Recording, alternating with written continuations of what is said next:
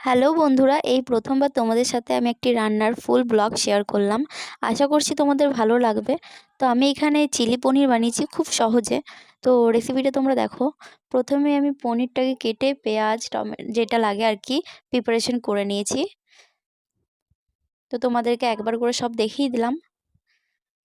দিয়ে এবার পনিরটা ম্যারিনেট করে নেব কর্নফ্লাওয়ার আর একটু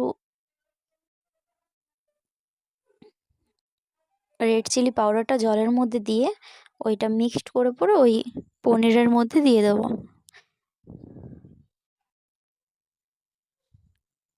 দিয়ে ওটা একসাথে এবার ম্যারিনেট করে নেব।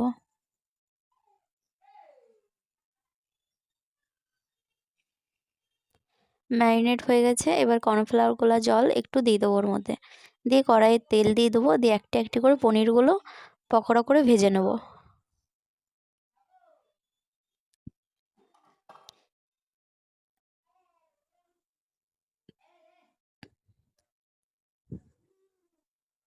তো এরকম লাল করে সব পনিরগুলো একে একে ভেজে নেব।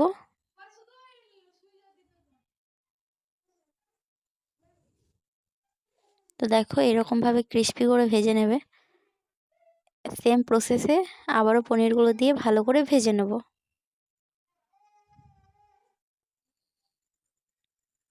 তো আমার এখানে ভাজা হয়ে গেছে। এবার কড়াইয়ে তেল দিয়ে তার মধ্যে আদা কুচি প্রথমে,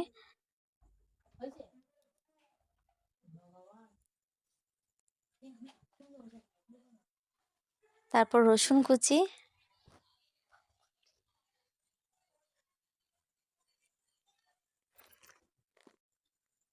দিয়ে এটা ভালো করে ভেজে নেব।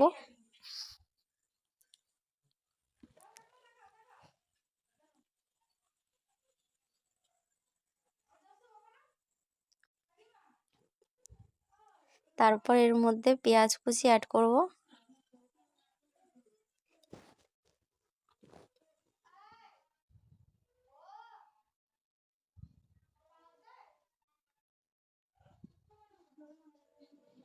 এরপর এর মধ্যে লঙ্কা কুচি দিয়ে দিলাম।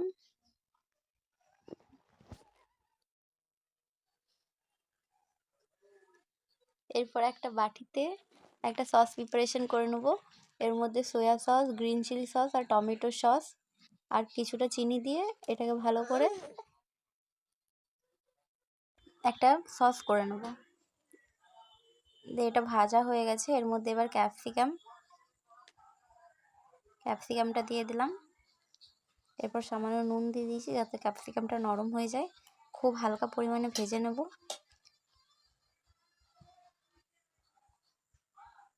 তারপর এর মধ্যে পেঁয়াজও অ্যাড করে দিয়েছি। তো পেঁয়াজটা দিয়ে হালকা পরিমাণে ভেজে এর মধ্যে যে সসটা বানিয়ে রেখেছিলাম সেটা এর মধ্যে এবার অ্যাড করব। তো অ্যাড করে দিয়েছি।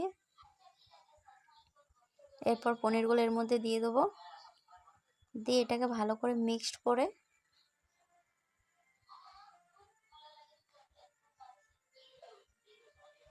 এর মধ্যে একটা বাটিতে যে সসগুলো ছিলাম সেটার মধ্যে কিছুটা কর্নফ্লাওয়ার দিয়ে জল দিয়ে এটাকে একটা গোল করে এর মধ্যে এবার দিয়ে দেবো। দিয়ে এটাকে ভালো করে মিক্সড করে একটু ফুটে গেলেই রেডি আমাদের চিলি পনির। তো রেসিপিটা কেমন হয়েছে অবশ্যই জানাও।